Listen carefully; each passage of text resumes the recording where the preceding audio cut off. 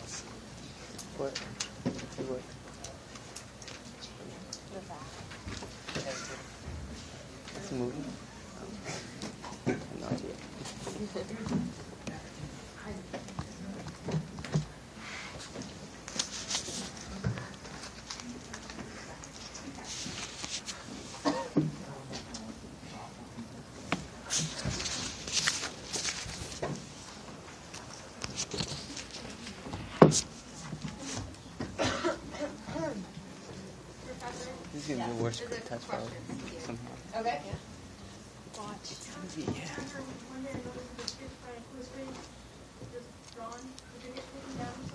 Yeah, well, what's going to happen is, just to let you know, I'm going to give you guys the higher grade of either your individual or the group grade.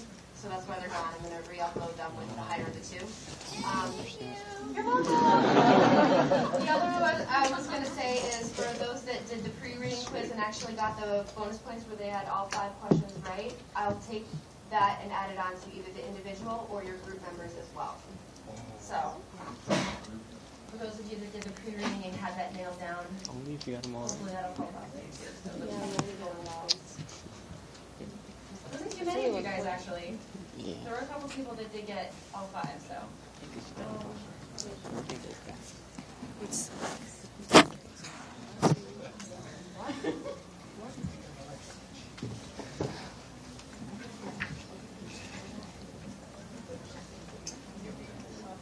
I don't know why this fucking pops the glass is always fucking drawing.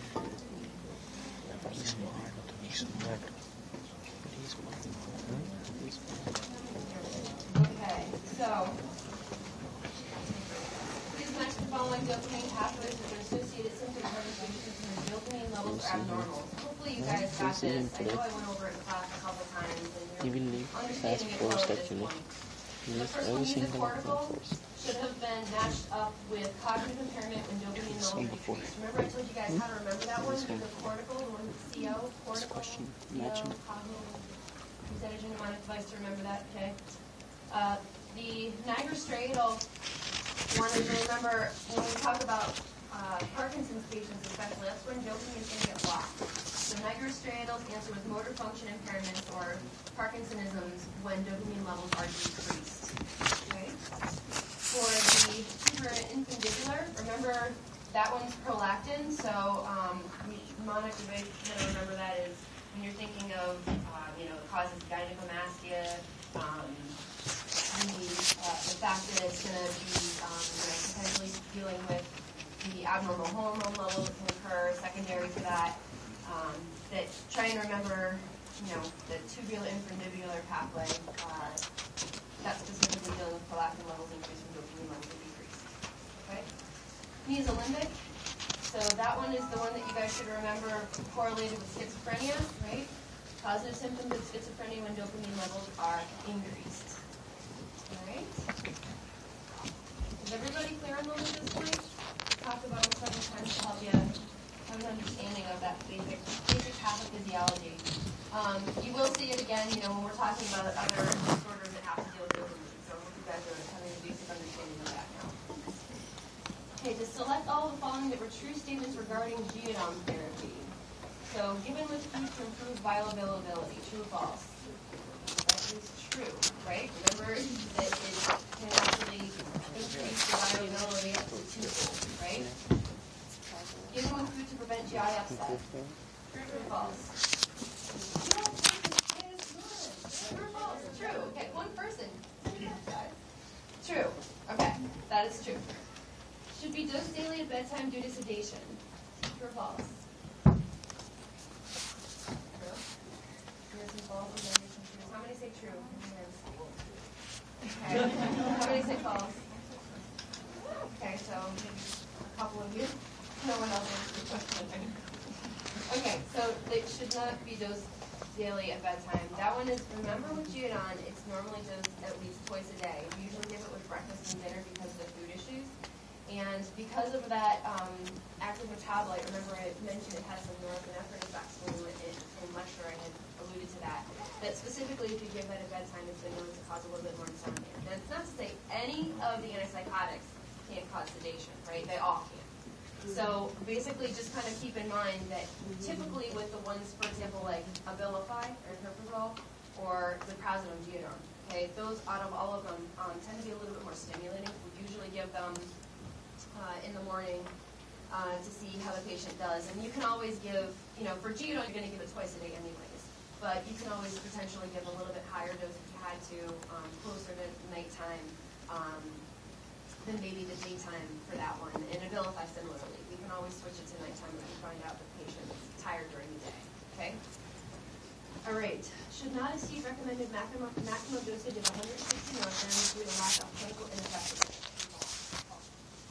That is definitely false. Remember when I went through, I mentioned a couple of them that we definitely will go above the maximum dosage on. So geodon, remember the max dose I said? 240. Very good.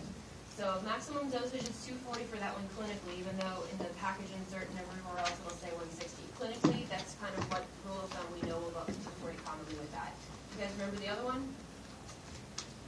Thiazine was the other one, but a lot of times we'll go above maximum dosage on that one as well. That one will go up to 1200. Again, as long as the patient's not having any side effects, right?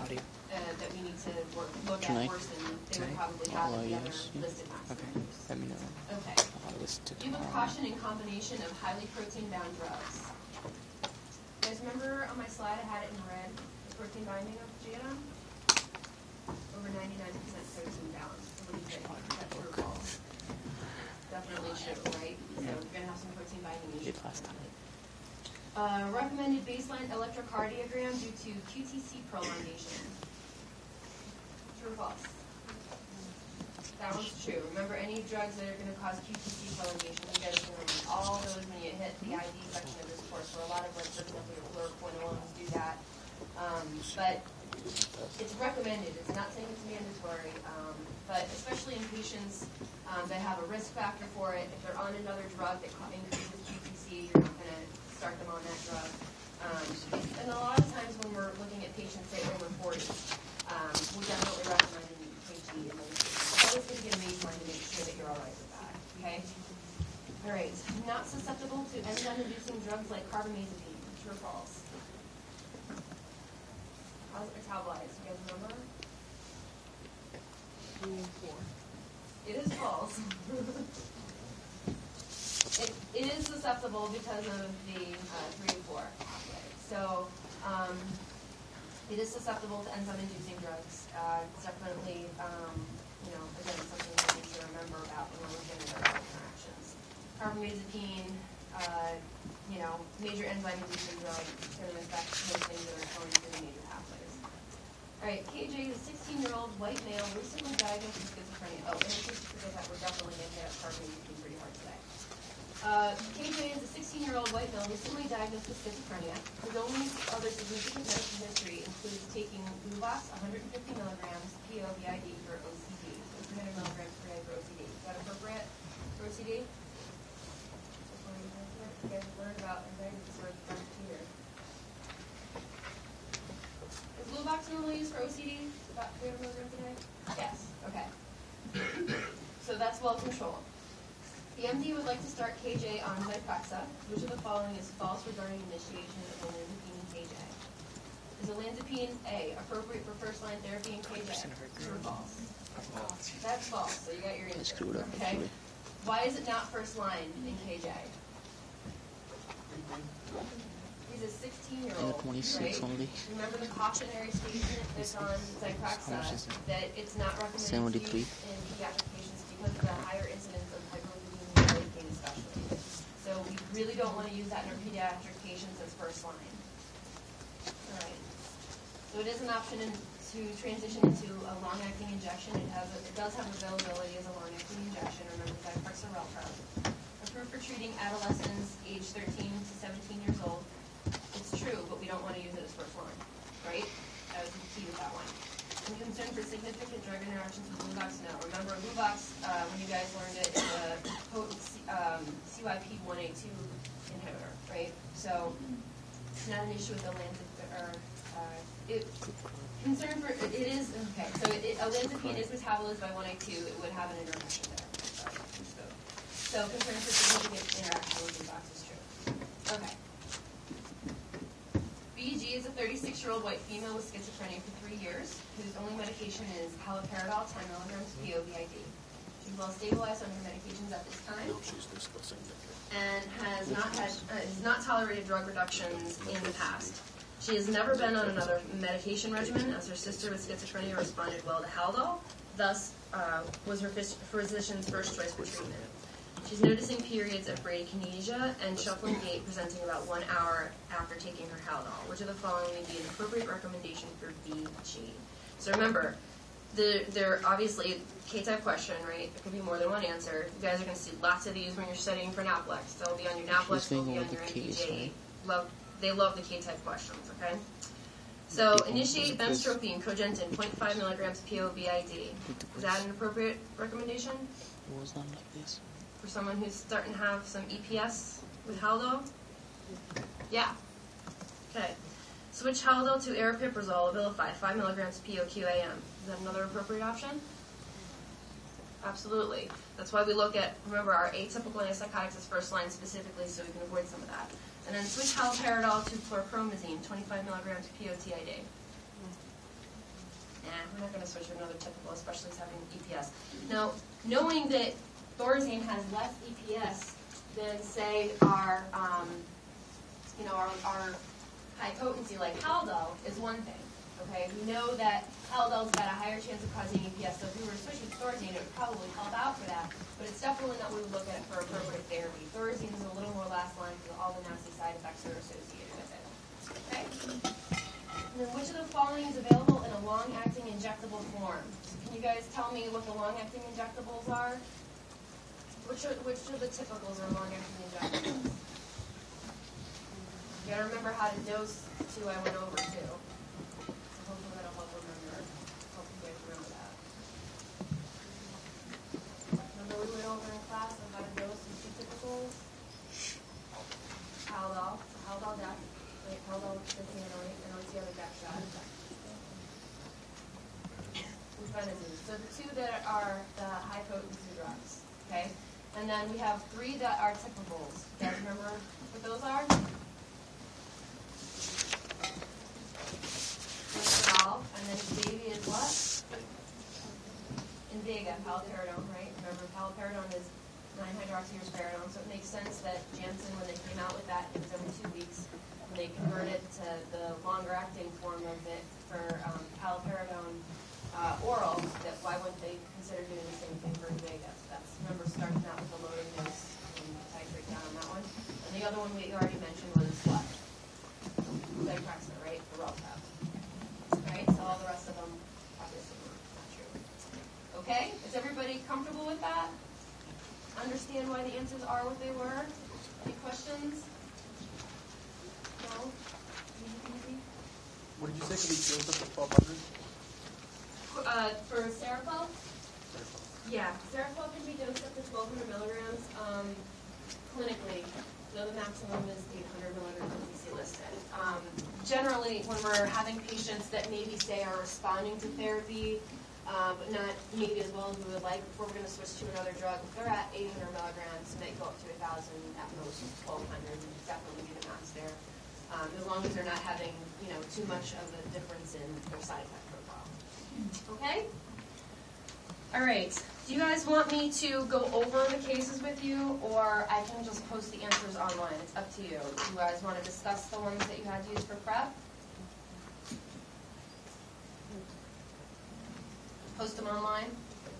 Get moving with today? Okay, that's fine. Okay. So, bipolar disorder, okay? You're going to notice when we're going through a lot of these drugs that we just covered a large majority of the pharmacotherapy when we discussed schizophrenia. So everything that you learned for your atypical antipsychotics, many of them are going to be approved in bipolar disorder as well. So hopefully that'll make it a little easier when you're studying. But the ones that we haven't covered, for example, are anti-epileptic drugs like valproic acid, which is also divalproic sodium. Basically what that drug is 2 molecules of valproic acid mixed together. We'll talk about that a little bit more. Carbamazepine and Lamictal are the 3 primary ones that we're going to go over. They're anti-epileptics. Lots of side effects, guys. We're gonna go over those probably a little bit more tomorrow and Wednesday, so I can make sure you guys have a full understanding and background of what those are. And those drugs you're going to see across the board in so many different things and used so many different times, especially with the drug interactions and the risks that they pose. You're going to need to know them very well. And then the one that most people think about when they think of mood stabilizers is, any ideas? Oldest drug on the planet? Lithium, right. So when we're going through, we'll kind of nail down what you really need to know for especially the lithium and the anti-epileptic drugs that initially came out that were secondarily approved for bipolar disorder, to make sure you have a thorough understanding of those, and we'll kind of quickly go through again the atypical antipsychotics towards the end, okay? So today, we're going to spend a little bit more time on the pathophysiology of the disorder, making sure you have an understanding. And it gets kind of confusing, I know, because when we say bipolar disorder, that includes a couple different things. We think of bipolar 1 disorder, which is more of your manic side of things, or bipolar 2 disorder, which is more the depressed phase of things. And then you actually have one in between that we're not going to focus on so much, especially for drug therapy. It doesn't have as much of a role. But there's also cyclothymic disorder, which I'll mention to you guys when we start breaking out the differences between them. So we'll go through the pathophysiology and the etiology a little bit heavier today than we will the next couple days when we're going to hit the drugs. Okay? We're going to talk about, of course, the DSM criteria for the symptom presentations. What are the various mood stabilizers? Of course, we're going to talk about when we have pharmacotherapy. When you guys are looking through your medication profiles, there's a lot of different variables to keep in mind. And even when you're kind of, when we talked about, say, schizophrenia, and when we're talking about when you can typically expect results in patients, and we kind of had it nailed down to 1 to 2 days. You're going to see this improvement. About 1 to 2 weeks, you'll see this improvement. It's not always as concrete when we're treating bipolar, but we do have an idea of when to expect results, so we'll try and help you out with that. And then what to monitor for each agent. So especially with our nastier drugs that we'll end up using, like lithium, even though it's the gold standard and nothing's really shown too superior to it as a mood stabilizer, there's so many side effects and so many monitoring issues that you need to do with that drug. And we'll also break down which drugs are going to help out, whether you're in the manic side or the depressed side, a little bit more for each phase. And overall mood stabilizers that you'll have to hopefully prevent patients from fluctuating in between as much as possible. So we're going to compare the drugs a lot. We're going to definitely go through the side effects individually, look at the overall differences among them, what are the best choices for whatever the patient's presenting symptoms are. So if I were to just throw out a drug like Lamictal, is that appropriate to use in a bipolar 1 patient, bipolar 2 patient, both? Does it work better in one versus another? Okay, so we'll nail that down as well. And then again, because these drugs have so many issues, when we start talking about the pharmacokinetics, especially with, you can imagine, like lithium, very renally toxic drug, a lot of different variables to pay attention when we're going through there. The pharmacokinetics are a little bit more interesting when we're talking about some of these compared to some of the other drugs we've discussed in the past. We're going to go through some cases when we're done to make sure you have a good understanding of what we're going over and that you know what to do in terms of your pharmacotherapy. Talk about any general approaches to treatment in specific populations, especially when we're looking at our pediatrics, which ones are approved for our peds patients. You'll notice that when we're talking about the disorder, that a lot of the drugs, are approved to treat adolescent patients, and a lot of the times that's when patients will actually present with the disorder as well, so that would make sense. And especially when we're talking about pregnancy issues, you guys will see when we go through, there's major issues with a lot of our mood stabilizers for pregnant patients, which becomes especially interesting when you're thinking of some of the symptomology of a manic patient. They get very hypersexual, can be obviously problematic, and what to do with that, okay? And treatment options for those who are resistant. That one actually isn't hopefully going to be too difficult for you guys because a lot of it's going to be similar to what you did for, say, schizophrenia. Clozapine is another one we're going to look at with that. Okay? So if we're looking at the overall definition for bipolar disorder, it's a cyclical disorder with recurrent extreme fluctuations in mood, energy, and behavior. You guys may have heard this referred to in the past as manic depressive disorder.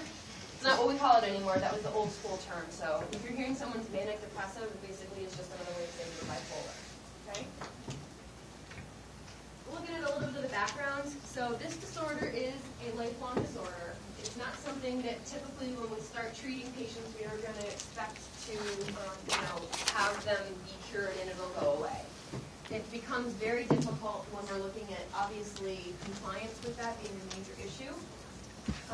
So it's a lifelong disorder for periods of elevated mood, high energy, irritability, decreased need for sleep, grandiosity, and euphoria. So that's actually describing a little bit more of the manic side, but not to say that the mood fluctuations, especially for depressed disorder or depressed side or bipolar 2 side, that you're not going to see some of that involved as well.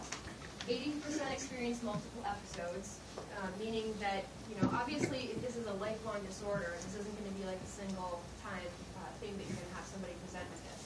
You're having somebody that's a lot of the time looking at a single episode, usually it's because of a secondary cause, whether that's something medical or it's drug related. But typically, multiple episods are an issue with this. Overall, it's about 2.5 million people in the U.S. that are affected with this, so, decent number there, about 1% of your population. I'm sure you guys in your lifetime are going to know somebody, if you don't already, that suffers with bipolar disorder. About 7.6 million direct health care costs, so it is a very expensive disorder. That's, again, mentioning direct health care costs. So we're talking about indirect with all the issues that this disorder can cause. You can imagine that's probably 3-4 times that. Looking at the genetic influence, they have shown that in identical twins who do have bipolar disorder, there's an 80% concordance rate, and that's pretty high. It tells you that genes can play a role in this, okay? And when we're looking through our genes overall, that they actually have linked specific genes to an increase in developing bipolar disorder. So we know that that's true at this point. 80 to 90% have a biological related to them with a mood disorder as well. So they might have someone that's related to them that has depressive disorder or some other type of mood disorder condition. But again, very, very high rate that this is going to be something that's going to be familial. Okay? It's kind of interesting when we're going through and we're looking at our overall onset in the U.S. versus Europe. This is kind of surprising when I first come across realizing that if you look at 100% of patients diagnosed in the U.S. and then you look at 100% of patients diagnosed in Europe, they actually did this study at 4 large cities in the U.S. and they did it in the Netherlands and a couple places in Germany for the Europe for this study. That the presentation actually can be very different. Like overall, when we look at bipolar disorder across the globe, it tends to be, relatively about the same percentage of people that would be afflicted. But depending on what category or what decade of life you're in, that's actually a little bit different depending on what part of the world. So, for example, in adolescence, okay, 0 to 12, they actually have children, by 12 years old, 22% are diagnosed before age 12, compared to 2% in Europe. So it's kind of surprising. Then you've got about 39% of your adolescents being diagnosed in Europe, or in the U.S. It's about 28% in Europe. You got 24% when they're in their 20s, and then after 30s, the diagnosis goes down to about 14% in the U.S. So very different, as you can see. The primary diagnosis in Europe is actually 44% when they're in their 20s. So, it's not to say that if you have somebody in their 30s that maybe that was there, they just weren't specifically diagnosed until that time. More than likely, it's been suggested, and it makes sense, at least within our country, that those behaviors are existing earlier. It just depends on the healthcare system to a certain degree on when that might actually be diagnosed. Okay? When we're looking at comorbidities, drug abuse is huge. So I know you guys have focused a lot with Dr. Peter on your substance use disorders, but 46% of patients abuse alcohol on average. If you have a bipolar diagnosis, that's almost 50% are going to attempt to self-medicate with specifically alcohol. Okay, 41% of patients that are going to abuse of other drugs, like other illicit drugs and prescription medications. Right, so again, that's pretty darn high. And then 20 to 50% are going to attempt suicide for those that are going to be afflicted with co-occurring disorders. So the idea of just bipolar itself, especially when someone is on the depressed side, there's a much, much higher chance of attempting suicide at that point. And the chance of completion differs a little bit from male to female, as it does nationally for any type of suicide. Males tend to be a little more successful when they go through with it than females do. But you just look at what that means overall for the burdens that it can cause on the patient. Most of your patients, at some point in their life, if they are diagnosed with bipolar, you need to make sure you're paying attention to this specific issue because it's such a high number, okay? Up to 50% attempt suicide. So, something you have to keep in mind. Looking at the prognosis overall to therapy, primarily when you're looking at mania without treatment, you have about half the population that's going to go into remission in 20 weeks. So again, this is meaning if we're not catching the fact that they're having a bipolar episode of going into mania, okay?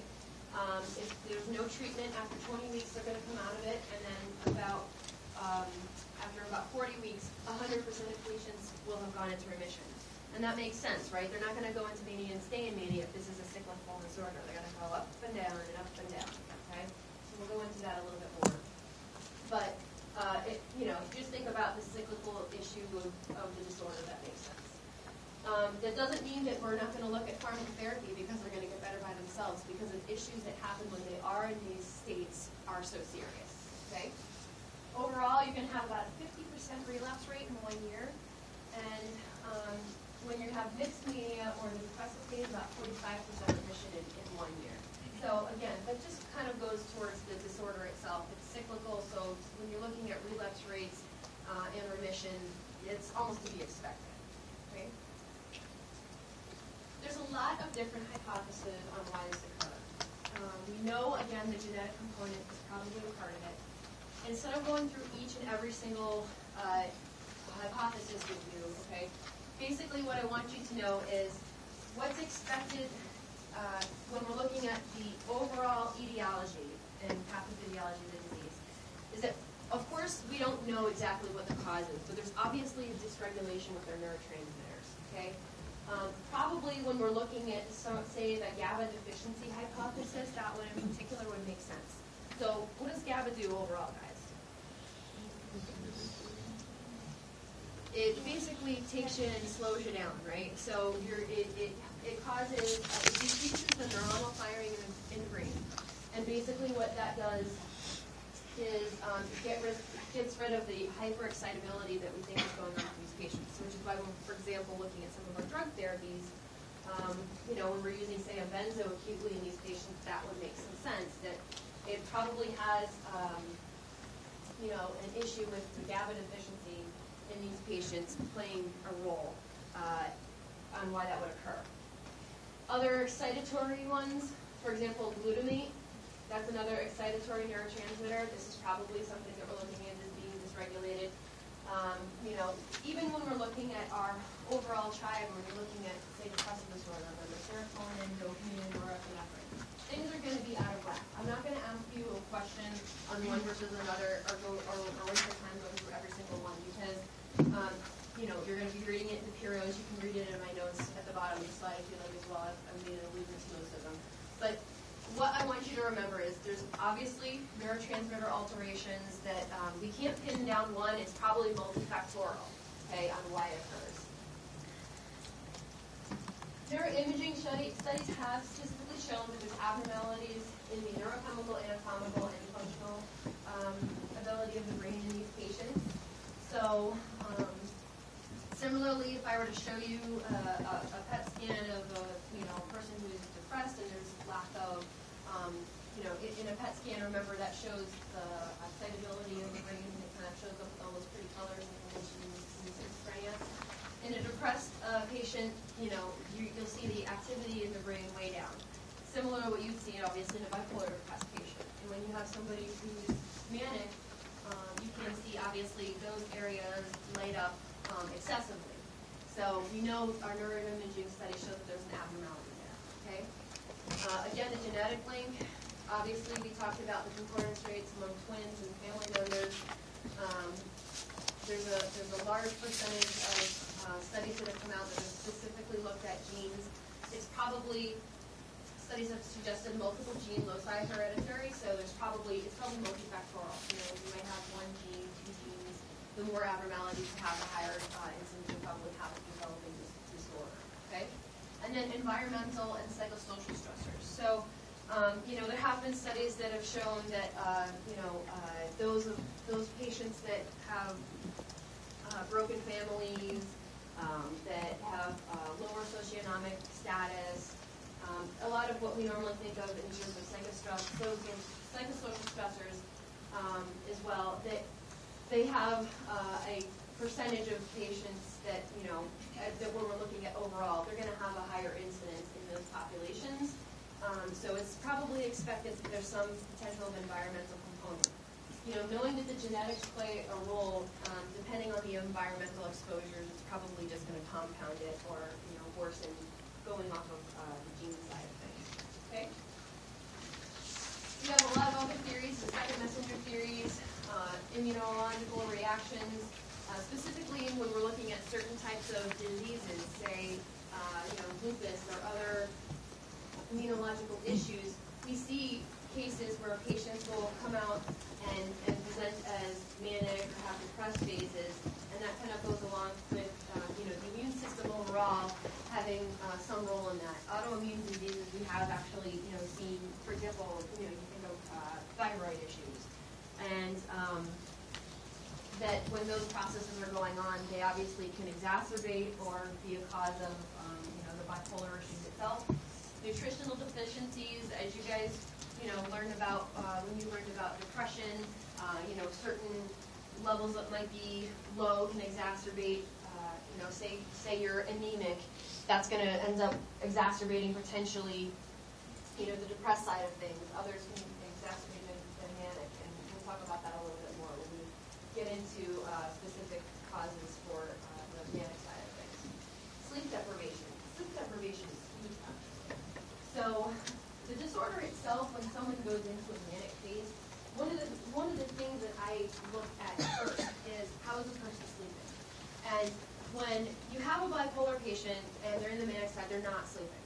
Okay, that's how you know that they're truly in a manic phase. And what happens in terms of sleep deprivation itself is that actually is going to usually trigger anemia. Okay, so if they're not sleeping well in the first part of it, before they actually get into, say, an acute manic phase, and they're sleep deprived, that can actually trigger a disorder. So we know that sleep has got a larger role to play in here when we're specifically talking about bipolar. Disruption in circadian rhythms, we're going to talk about, actually when we talk about sleep disorders next week, just a little bit more. But there's been specific sleep disorders, going through and looking at, EEGs of patients and sleep studies of patients that, especially in our bipolar patients and those that have the, either hypersomnia or insomnia, that those circadian rhythm fluctuations can play a role in that as well.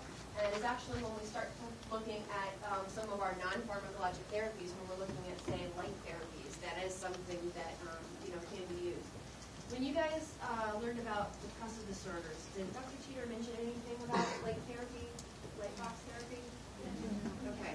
So especially for, areas that you've got in patients using those maybe for depression, you want to watch depressed patients especially that we're not switching them into the manic side. You never know when you're going to start treating a patient for depression if it's actually depression or bipolar. Most of the time, in most of our patients, they're going to present with the depressed side first. So especially things like, the light box therapies that they do actually use, sometimes that'll end up switching somebody into the manic side and then you start having the diagnosis more so of bipolar. Okay? Endocrine abnormalities, obviously when those are, we kind of mentioned thyroid already, that's going to go along with some of the immunological as well. But when you have hormonal disturbances, as you can imagine, hormone fluctuations, have a lot to do with mood fluctuations. That probably plays a role there. When you're looking at, for example, infusional patients, sometimes when they're having the exacerbations, they'll kind of go cyclically around their menstrual cycle. So we do know that to be a trigger potentially as well. And then hypocalcemia or hypercalcemia, depending on, whether you're looking at depression or mania. So hypocalcemia has been known to trigger mania, and hypercalcemia has been known to trigger depression as well. So kind of going into the nutritional side of things as well. Watch out for that. Okay? So looking at mania itself, one of the big issues when we have patients that are experiencing these is why would they want to get treatment when they're feeling good, right? They're feeling euphoric, okay? So they're euphoric, they're elated, they're happy, they like going into the manic side of things. You guys have looked at a lot of your artists over the last hundreds of years, right? And they've been related to as either doing really amazing work when they're in in deep depression or their manic side of things. I can tell you specifically when I was working at the state hospital, we had some amazing artists and they did some crazy, insane things, and they felt they could only do that when they were in the manic side of things. They would just go and, some of the artwork was phenomenal. But, so you get that type of, positive reinforcement of they like being in that side of things, they like being in that phase, and they don't want to come down from that. So it becomes very difficult to treat. Cognitively, they're going to be very grandiose, have a feeling of superiority about them, almost like they're invincible. They'll have a lot of exploitive ideas and going from one topic to the next. So when you're trying to have a discussion with them, they're going to be all over the place. They're not always going to be making sense. They'll be jumping back and forth in conversation. I remember this one guy that I had over the last 6 months before I moved up here. And he used to come in, and I could tell within the first 2 sentences coming out of his mouth how he was doing in terms of his therapy. Because he would just, you couldn't hardly even make out some of the words he was saying because he was talking so ridiculously fast. And so that goes along with the flight of ideas. He was going from one subject to the next. He had a lot of racing thoughts constantly coming into his head, so he couldn't just slow down enough to even process one thing before he was into the third. Okay, so when we're talking about that, it's very characteristic that if you start seeing a patient that starts getting hyperverbal, meaning that they're talking very fast, and they're having these changes of ideas, these life ideas, that you kind of know that that's potentially having them go into an episode. And that's why it's so important when we're talking about, for example, having family be a part of this and not having the patient manage it themselves. They might not even be knowing it. That's a key to kind of watch out for. Okay, when they are in their full-blown manic side of things, you will typically have them present with hallucinations and delusions that I think I mentioned last time when we were talking about schizophrenia. You can't tell if the patient's schizophrenic or bipolar when they're actively hallucinating with delusion. The difference is when you start treating the these patients and bring them down, the hallucinations and delusions will go away right away. Okay? So that's something that's very different than we're talking about hallucinations and delusions for our schizophrenic patients versus our bipolar patients. So in the psych ED, when we had certain patients walk through the door and we knew that they were actively hallucinating and delusional, we couldn't put a diagnosis on it at that point, especially, new patient. You have them come in and they're having those hallucinations and delusions, and you basically just have to throw that diagnosis of psychosis in there and kind of wait until they respond to therapy to really know. In terms of the behavior, the aggressiveness, the violence, and the outbursts tends to be very characteristic when the patient is in the manic side. We do have, when patients, I don't want to say in terms of, say, I don't want you guys to think of like the aggressiveness and violence and outbursts as always being something that happens, okay? But in a good majority of our patients, as you can imagine, if they're hallucinating or delusional, they're not going to be able to restrain themselves as much when they get into that phase of it. So typically you will have patients, if they are aggressive and they're violently reactive and they're very explosive in the manic side of things, that's going to be a typical presentation whenever they get in that side, and then you'll have others that don't tend to get as violent. So it's not to say that that's in every patient, but it's in a good majority of them. As we talked about the sleep issues, insomnia, very, very common. They're going to feel like they just cannot sit still. Okay, they are going to kind of feel like they can't sit down. They're going to be in constant motion. They're going to be very impulsive. They're not going to think about things before they do them. And this is actually one of those that you can tell that someone's going from their normal phase to the hypomanic phase to the manic phase. That they'll all of a sudden just have the urge to do something and not think about it and just do it. Okay.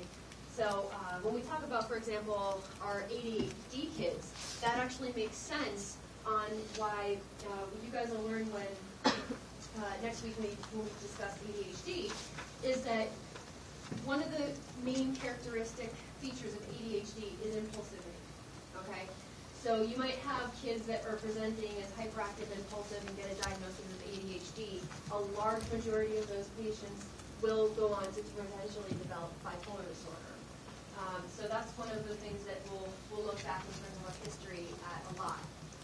The other is that, again, as the patient's going into a manic episode, you'll start noticing that as being one of the first things that will stand out. Okay? Pressured speech. So again, I mentioned hyperverbal. They're going to just constantly have those words flying out of their mouth as ridiculously fast as you can imagine. Increased sexual activity, I mentioned. If you think about it, kind of makes sense. When you're in the depressed side of things, the libido kind of goes away. If you're in the manic side of things, the libido tends to get increased. So especially in these patients, it's something that we want to try and make sure we're addressing. They do become very hypersexual at times. And again, as I mentioned, increased artistic ability. So those that are actually artists find that in that side of things, they actually like that and they're very productive. Okay? All right, so let's break down now the differences between bipolar 1 and bipolar 2. So I kind of alluded to this a couple times. Bipolar 1 requires at least one episode of manic or mixed, but there may be episodes of hypomanic and major depression as well. So typically when you're thinking of these patients, they're going to be more on the high side of things. And the thing that I want you to remember, though, is if there's ever a episode of mania, not hypomania, but full-blown mania, that's bipolar 1. The patient is forever going to be classified as a bipolar 1 patient. Okay? When we're looking at bipolar 2, now this requires neither a manic or mixed episode, but does require at least one episode, so they're getting to hypomania, but not full-blown mania. And they're having episodes of major depression. Okay? So this means that if they have a bipolar 2 diagnosis, they've never actually gone full-blown mania. They've never become, psychotic and having hallucinations and a lot of the other issues we just talked about with full-blown mania. Okay? So when we're looking at between the two, you can kind of remember this chart to break it out for you. Bipolar 1 patients, again, they're going to often be on the higher side of things. dealing with more manic and hypomanic episodes, okay? And then bipolar 2, they're going to never get to that manic side of things, and they're going to go down into the depressed phase. And the depressed phase in a bipolar 2 patient is usually much more severe than a bipolar 1 patient, okay? And it actually usually will last for a longer time. And this graph doesn't kind of describe that as well, but a lot of the time when they do, again, get into that major depressive episode, it's going to be longer than, say, when this person's sloping up, it's going to persist even, potentially longer than that, okay? You guys following? Does it make sense? I know it's kind of hard to nail down, like, keeping the differences between all of them, but again, bipolar 1, they hit mania, that's what's going to, give them that diagnosis. Bipolar 2, never hitting mania, more severe depressive symptoms usually. That's not to say, again, our bipolar 1 patients can't end up in a major depressive episode. It definitely does happen. But a lot of the time, it's not going to be far along, and it will potentially be as severe. Okay? You can kind of look at, I mentioned cyclothymic disorder. Cyclothymic disorder isn't quite falling into either one of those categories. So they'll have sometimes a period of, kind of hypomania, and then they'll get to a point where they're, mildly depressed, and they'll kind of go between the two, but they really never go to, like, a major depressive episode, obviously, or a mania. Okay, so that's kind of in between. Sometimes that will have drug therapy that treats a patient if it's, found to be very problematic. Sometimes it won't, but I don't want you guys, when you're going through and you're reading, to not know what cyclothymic disorder is. It's just, again, in terms of therapy, is not as much of our focus, okay? As you can imagine, the bipolar 1 and bipolar 2 are much more dangerous. The other thing that I want to make sure you guys know is that kind of where you see that dark area there that says psychotic symptoms, okay? Psychotic symptoms can definitely happen in major depressive disorder as well. Dr. Teeters talked about that with you at all? In major depressive disorder, that you can actually have a patient become psychotic? No? Yes? No?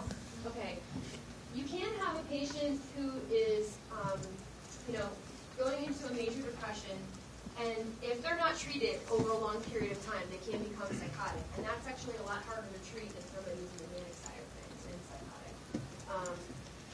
Typically, when you have somebody that's severely depressed, is not on treatment, and becomes psychotic, that's going to be seen more so in your, major depressive disorder patients, but you can see it in your bipolar patients as well. It's just something that you watch out for. So kind of where you see this little dip at the bottom there, that basically, you could kind of color that in a little bit if you wanted to, but it's not in most of our patients because, again, because the disorder itself is cyclical and the patient's going to improve even without drug therapy potentially, you can imagine that's not going to be as much of an issue as you would see in potentially just your major depressive disorder. Okay? So we talked about a lot of different causes of disorder. You know these medical disorders themselves are known to cause, exacerbations or triggering manic episodes. Okay? And kind of if you go through all of them, it makes sense. Addison's disease, obviously the fluctuations, hormones, tumors, same thing, depending on the area of the tumor, the type of tumor, we know that can be an issue. Kind of like, so it makes sense when you're initially going through and looking at your diagnosis, making sure that there's not something medical going on in your brain. Okay. Hyperthyroidism, we know very clearly that patients that, for example, have like Graves' disease or hyperthyroidism, that is a major cause of mania. Okay. Want to make sure you're screening out for all these things when you're coming up with your diagnosis. Vitamin B12 deficiency or pernicious anemia, that's another one that we know deficiency of that can induce it. Okay. Infections like HIV and AIDS, encephalitis, neurosyphilis, hepatitis, all kind of make sense, right? They're all having tumors occurring in the brain, and potentially you can present with some sort of neuroexcitability and ends up resulting in anemia. Okay. Neurologic disorders like epilepsy, a lot of our epileptic patients, as I mentioned, it would make sense that if you have a patient who has epilepsy, and there's all kinds of neuronal excitability that's actually causing the seizure, you would almost expect there to be some mood component to that.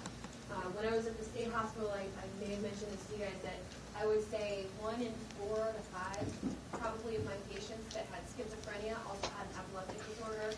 Same would probably carry through with my bipolar patients. A lot of them have got issues kind of going both ways, so it's not just psychiatrically, it's neurologically as well. Okay. Specifically, the temporal lobe epilepsies, which are actually one of the more treatable epilepsies, they can actually go in with surgery and help out with that potentially. But those particularly are known to have a higher incidence of okay. Infections are always something you're going to want to make sure you're screening for. As you can imagine, in a patient who is, delirious and febrile, you don't want to make sure you're confusing that with, a manic episode. So every patient that walks through the door and we're considering the idea that that patient is bipolar, I'm always going to make sure I'm doing a full lab panel of looking at their CBC and making sure that there's nothing, an infection going on, or if it's post-infection that we're making sure we're addressing this.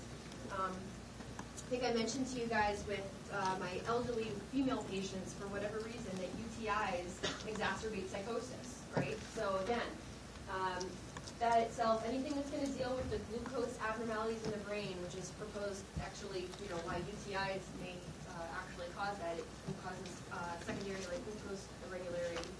That would be something that we're going to watch out for. Okay.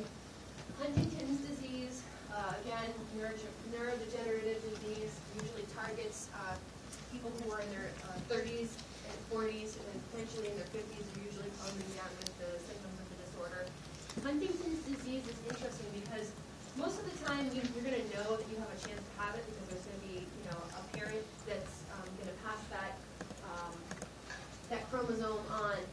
And basically, in patients that have Huntington's, there's a 50% if you have Huntington's that you're going to pass it on to your child, and if both parents have it, it's almost 100%.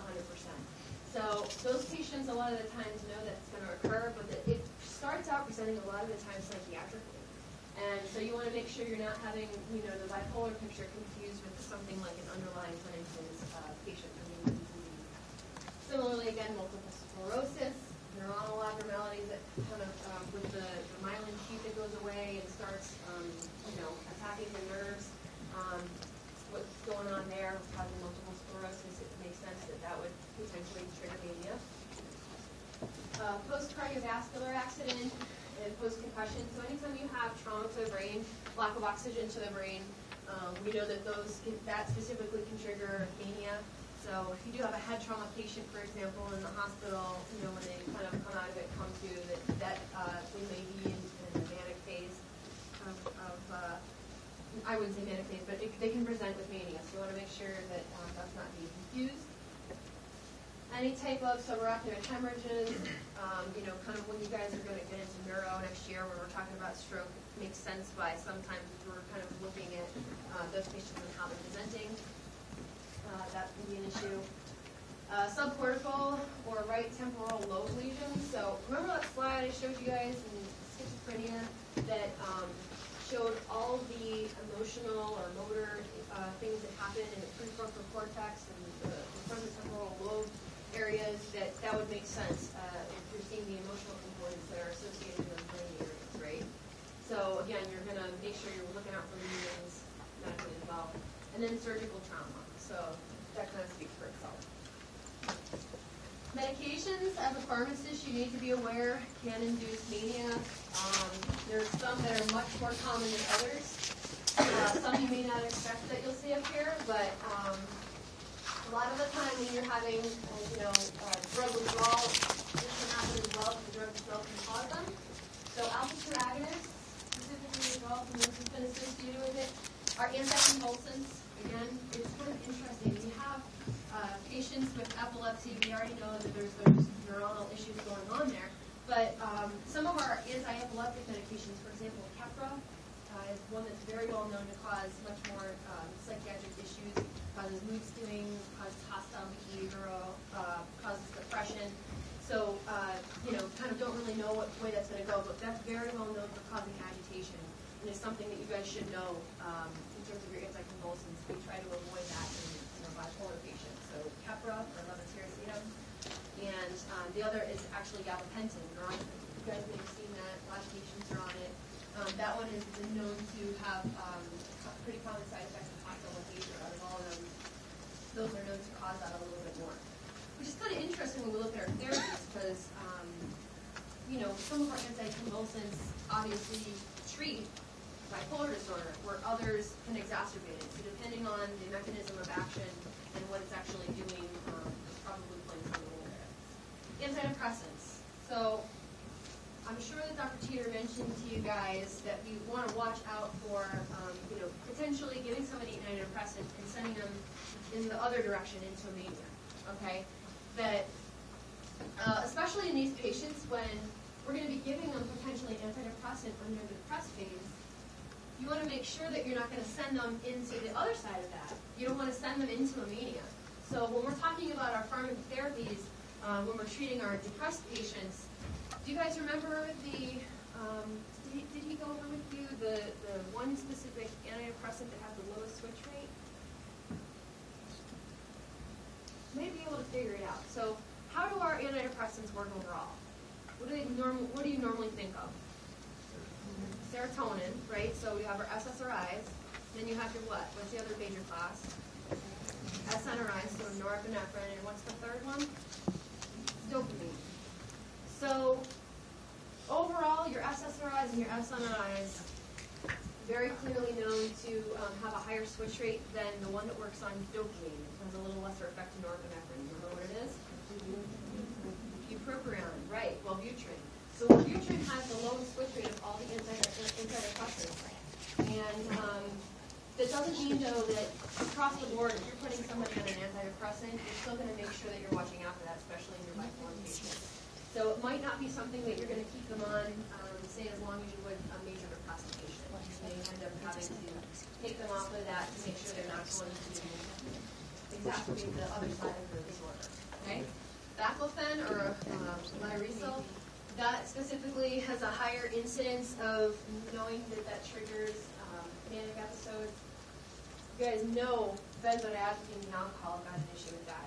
Benzodiazepines, what's one of the side effects of them, especially in our elderly patients? Disinhibition, right? So disinhibition itself can trigger that.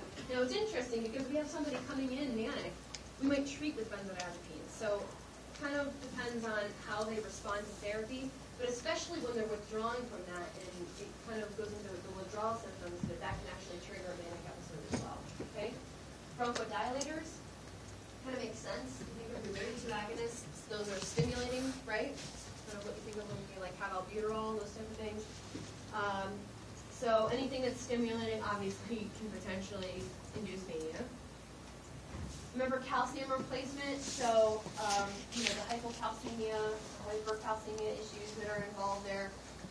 Cimetidine, Tagamet, that is another one of those OTC products, right, that's got a lot of nasty drug interactions. It actually can induce mania as well when you're taking it more so on a higher dose basis or steady, increase up. We'll see that sometimes trigger our patients to develop mania. Decongestants, like in some pathomimetics. So when you guys were learning in self-care about Sudafed, we know that that's one of those drugs of abuse potentially too, right? You guys, and whoever's in the community pharmacy. Okay, so a lot of you, where's Sudafed located? Why? Abuse? What specifically? Meth lab, right? So you definitely, obviously knowing that methamphetamine is like a stimulant, that has, to a much less property. That's why they tweak it in terms of the production of the methamphetamine. But anything that's stimulating like that acts as a decongestant. And someone who's bipolar can throw them into a mania. You want to make sure you're counseling your patients on that type of thing. That you don't want to just have them kind of similarly if you had somebody that has blood pressure. We don't typically recommend Sudafed. Similarly, if you have somebody who's bipolar, you might not want to be recommending Sudafed in those patients. You'd be looking Disulfiram or antabuse, so that's actually known to trigger mania as well.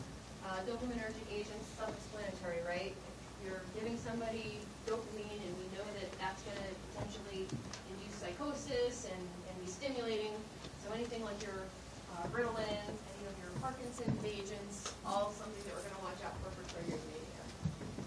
What about your obvious ones, hallucinogens, your LSD, PCP, interferons and withdrawal. So we do have patients that are on interferons for whether it's cancer or if they're on them specifically for autoimmune diseases, it's something that you want to let them be aware of and can trigger manic episodes as well. Isoniazid, for example, one of those drugs that you guys will learn in ID is used to treat tuberculosis, is known to have a high incidence of causing it as well. And then another OTC one here, NSAIDs, like Motrin and Aleve.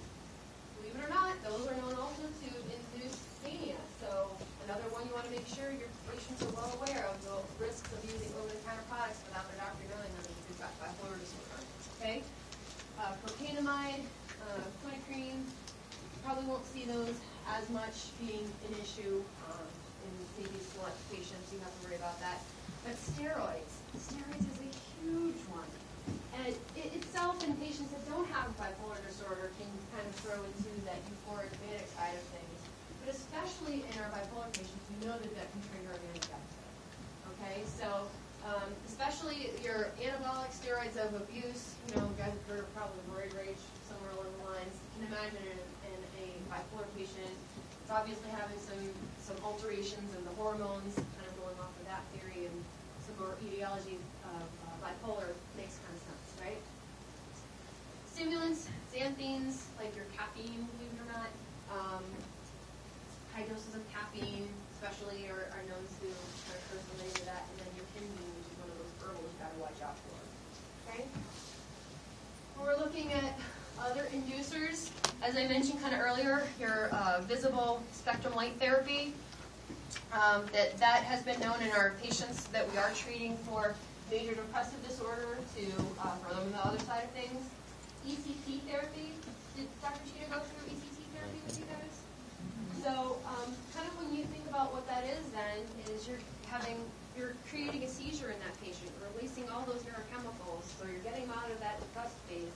You sometimes in your bipolar patients can switch them to the other side, okay? It's not to say it's always going to be looked at as complete contraindication. We do have refractory patients that we will sometimes use ECT that are bipolar, and it can help overall. But really, especially in those, if there's any history of hypomania, mania, you're going to do that with extreme caution, and it's not going to really be a treatment choice in those patients for sure. Hemodialysis, so those patients that do have chronic kidney failure have been known. If you think about what kidneys do, right? They filter all the garbage out of your body, right? You guys will learn about all that fun stuff in therapeutics too. But just think about it overall, right? If you've got something that's filtering all those nasty toxins out of your body, and you have to have a patient who's on hemodialysis to do that for you anyways, it would kind of make sense to a certain degree that you might have some fluctuations of your normal, excretion of your toxins in your body. And specifically, when you do put somebody on hemodialysis and that starts occurring, it can actually trigger anemia in some of those patients. And then, as we talked about, we don't need to go into much detail again, but sleep deprivation. So anytime you've got sleep deprivation in patients, that can be an issue. Kind of, if you think about, like, guys think back for, like, war stories and soldiers that are out on the front lines and haven't slept for days, and they start seeing and hearing things. Sleep deprivation is well known for, again, causing psychosis, and that's, especially when you have somebody in the manic side, just going to make it, again, that much worse. All right? So looking at our therapy, we're going to get started on this just a little bit today, and we'll get into it a lot more over the next couple days. But the FDA has specifically approved mood stabilizers for looking at treating mania, maintenance, and then depression.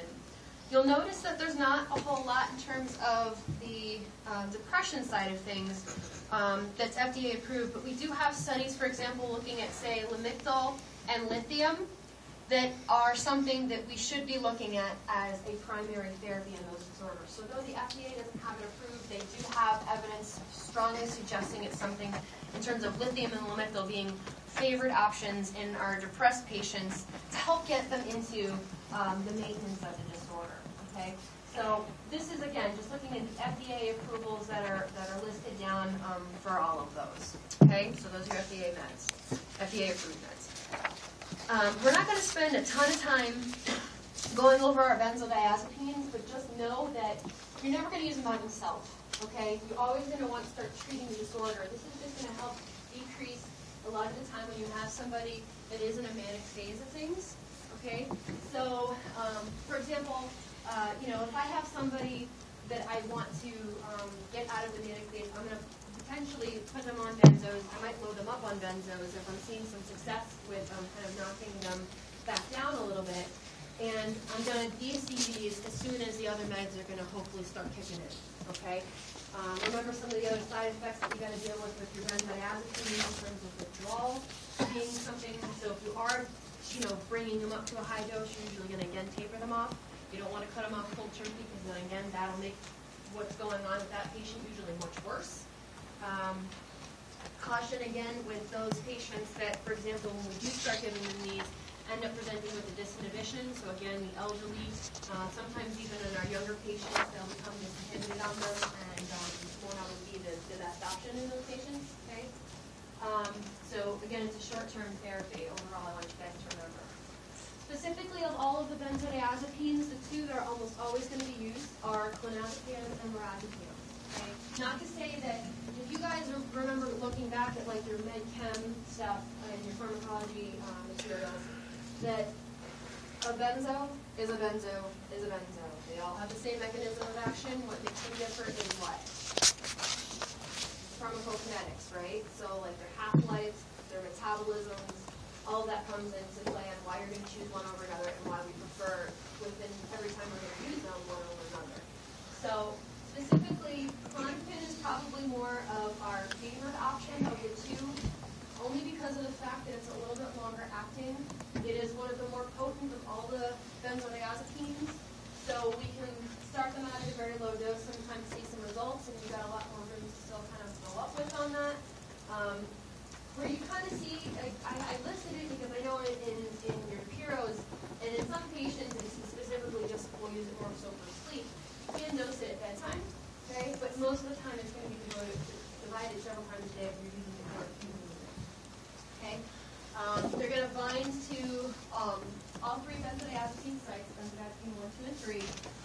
So if you think about how that works again, when we're looking at the GABA being an issue, it's slow, neuronal firing down, and it's going to cause that hyper-excited state in the brain to kind of just bring it back down and bring it, slow things down in conjunction with the other medications that are going to hopefully start to work to bring them out of the manic side of things. You see the doses listed there. Again, that's kind of like in the literature published up to 20 milligrams per day or 40 milligrams per day of Ativan, something that would probably knock out a horse. Okay, we're typically not going to get up to those high of dosages. Most of the time, I can tell you clinically in the acute unit I worked in, that I would probably say the highest I ever saw was, I would say on average you might see an Ativan 2 milligrams like every 4 to 6 hours. Maybe, I think in one patient I saw up to 4 milligrams like every 4 hours, I want to say, and they weren't at that very long. Clonazepam similarly, you kind of start out, with a 0.5 dosage for both. Ativan comes in the 0.5 as well, and you'll titrate up until you need to.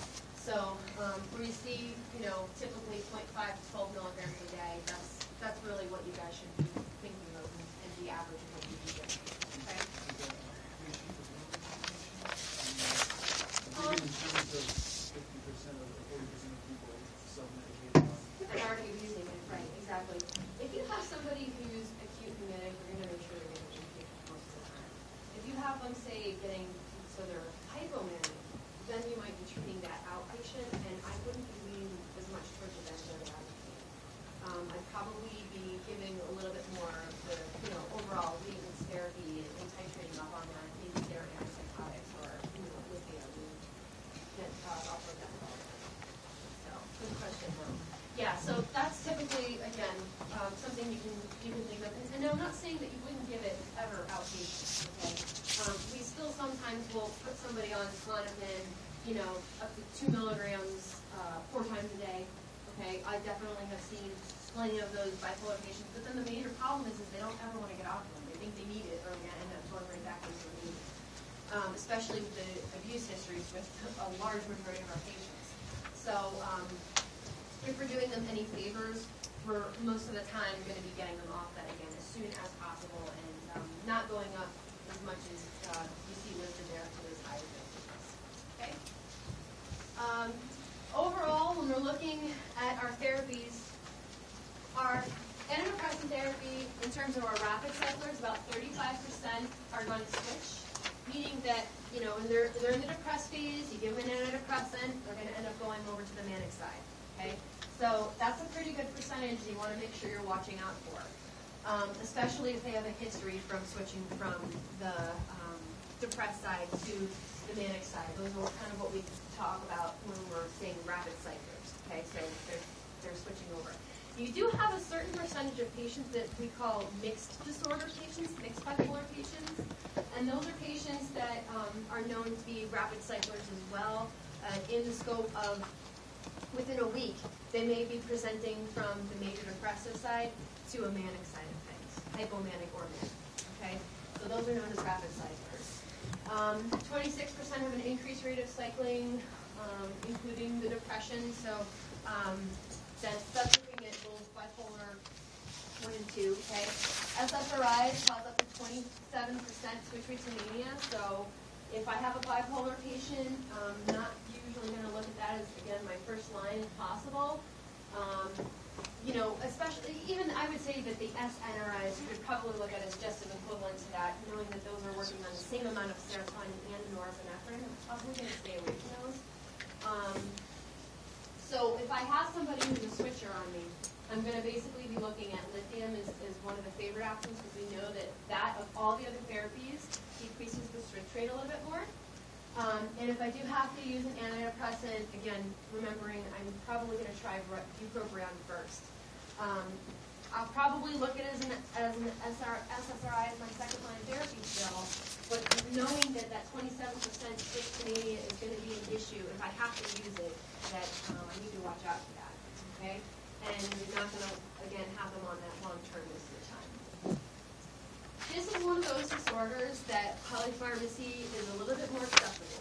Okay, a lot of the time, especially because we're going to be switching from one phase to the next, we may be implementing different classes of medications to try and affect the patient in different ways, and it's a little bit more acceptable. Okay, rapid medication discontinuation, really, really important for compliance here, guys. They stop taking their meds right away. Relapses increase by 250%. Okay, that's ridiculous. So we don't want them to stop taking their medications. It's almost going to throw them most of the time into one of the phases of the disorder, and they're going to end up relapsing. Okay.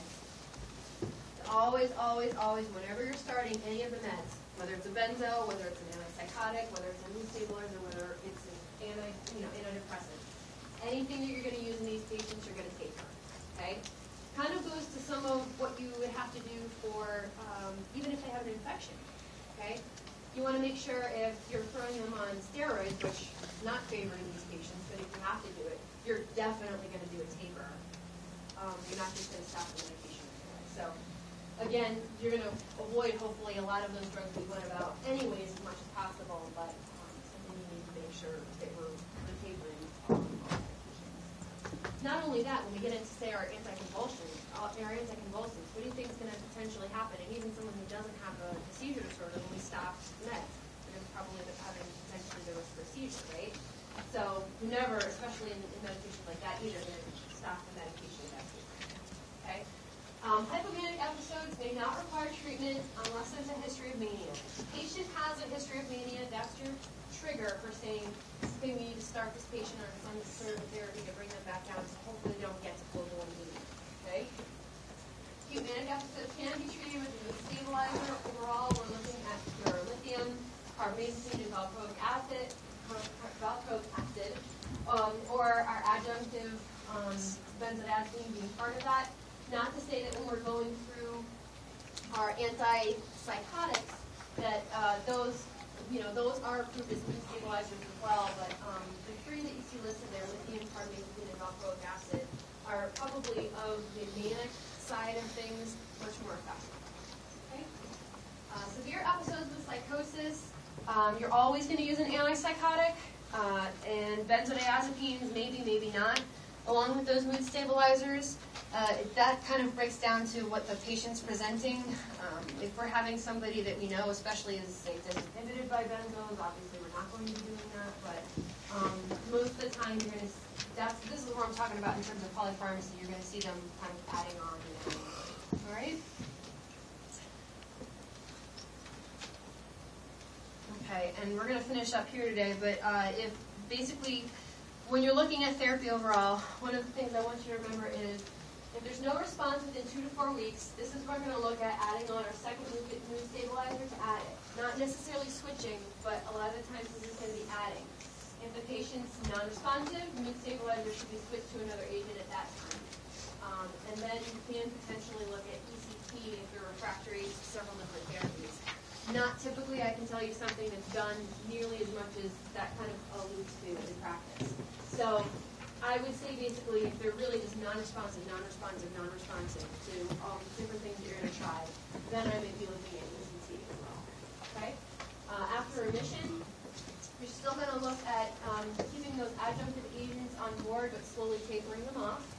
And you're going to do that over a long period of time, usually 2 to 6 months. Okay? Still kind of keeping them on, again, that maintenance medication, but your adjunctive therapy.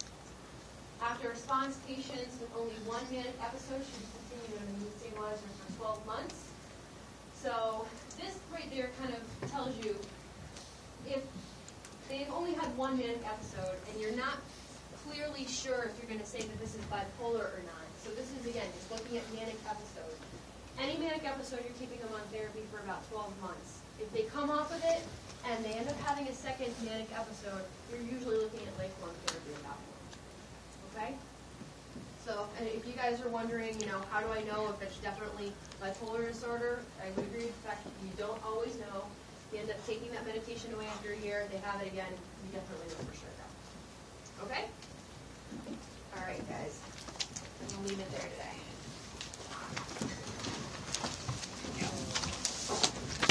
Do you guys have any questions on Chloe right now, or are we good? What? Yes. This is the disorder or something?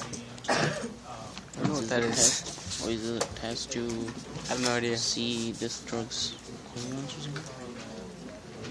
No idea. I don't know. I didn't get that. I don't understand.